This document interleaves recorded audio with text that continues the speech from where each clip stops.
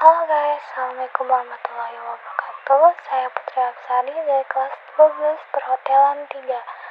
Materi yang akan saya sampaikan dalam presentasi ini adalah tentang media promosi pemasaran online.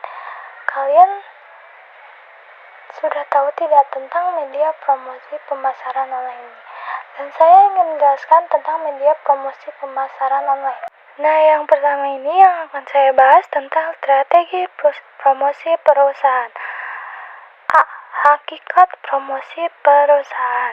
Dari beberapa pendapat para ahli yang mengungkapkan bahwa dapat disimpulkan promosi adalah suatu aktivitas komunikasi yang dilakukan oleh seseorang atau suatu masyarakat luas. Atau juga pemasaran dapat diartikan sebagai segala usaha yang dilakukan untuk melakukan pemasaran suatu produk atau jasa melalui media. B. Jenis-jenis promosi perusahaan. Menurut Shendit 2019, promosi dibagi secara 3, yaitu promosi secara fisik, promosi secara tradisional, promosi melalui media digital.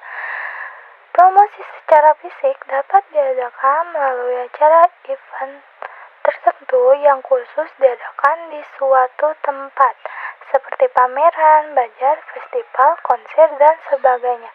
Kelebihannya dapat melihat secara fisik atau langsung, sedangkan kekurangannya terbatasnya jumlah calon konsumen. Kedua, promosi secara tradisional. Promosi ini melalui media yang dapat berupa media cetak, koran, majalah, tabloid, dan sebagainya. Jika media elektronik dapat ditemukan di radio dan televisi. Dan media luar ruangan dapat ditemui dari iklan, banner, papan reklame, atau papan billboard. Kelebihannya dapat mengangkat lebih banyak konsumen, sedangkan kekurangannya yang membutuhkan biaya cukup banyak. Dan yang terakhir yaitu promosi melalui media digital.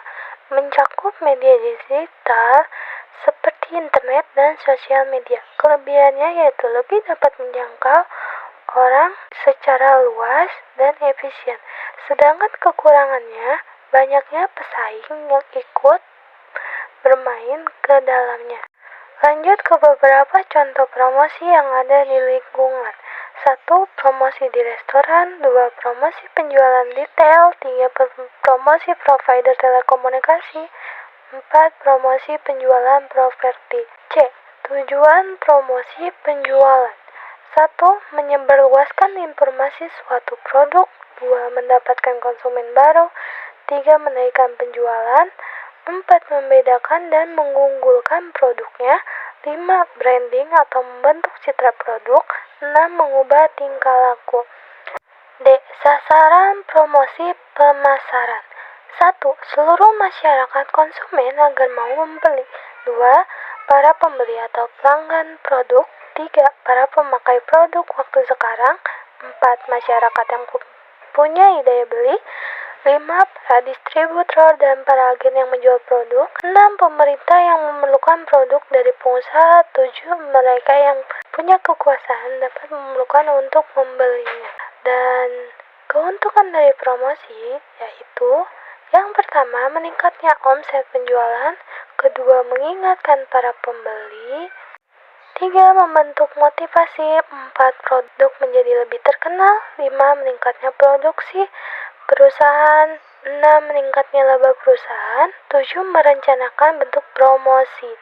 Selanjutnya yang akan kita bahas tentang analisis media promosi pemasaran online. Membaurkan 4 alat penting dalam promosi yaitu advertensi, personal selling, sales promotion, dan publicity. 1. Advertensi atau periklanan. A. Advertensi cetak. B. Advertensi elektronik. C. Transit advertising. D. Kiriman langsung. E. Advertensi khusus. F. Advertensi di luar rumah. Nah, ada beberapa hal yang perlu dipertimbangkan yaitu biaya, produk, pesan, dan sifat media yang dituju. Langkah-langkah menyusun advertensi. A. Tentukan maksud dan tujuan. B. Tentukan pasar. C. Tentukan tempat. D. Persiapan kata-kata dan bahasa. E. Pilih media. F. Siapkan tenaga ahli. G. Siapkan biaya. H. Lakukan pengawasan. Lanjut ke 2. Personal selling atau penjualan pribadi. A. Menciptakan kepercayaan. B. Peragaan. C. Pembelian yang sifatnya sesekali. D. Produk yang mempunyai nilai setiap unit. E. Produk yang akan didesain sesuai kebutuhan. 3. Sales promotion atau promosi penjualan. A.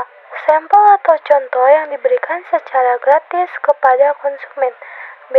Kupon atau voucher yaitu memberikan sertifikat hak potongan. C. Premi yaitu barang yang ditawarkan. D. Paket harga yaitu produk yang memuat lebih rendah. E. Tawaran uang kembali money return offer. F. Promosi dagang. G. Pemajangan di tempat jualan, pameran dagang. I. Kontes. J. Undian. Publicity atau publisitas, upaya penyatuan ruang editorial agar terpisah dari ruang lainnya. Alat-alat yang diperlukan waktu melaksanakan publicity yaitu jumpa pers, publisitas produk, komunikasi perusahaan, pendekatan atau lobbying, bimbingan, konseling. Tujuan publicity yaitu membuat berita mengenai produk, membuat berita berbagai aspek, mengembangkan publisitas khusus.